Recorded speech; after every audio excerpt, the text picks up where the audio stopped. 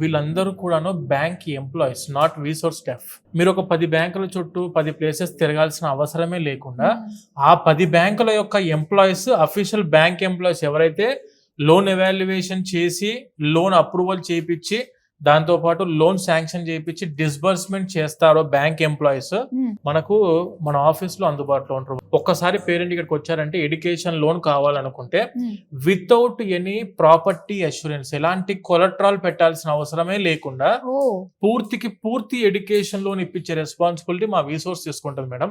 ఎందుకంటే మాకు వీసోర్స్ ఫిన్టెక్ ఉంది. వీసోర్స్ ఫిన్టెక్ ద్వారా మేము నేషనలైజ్డ్ బ్యాంక్స్ అండ్ ఎన్బిఎఫ్సిస్ తోని టైఅప్ అయి ఉన్నాం.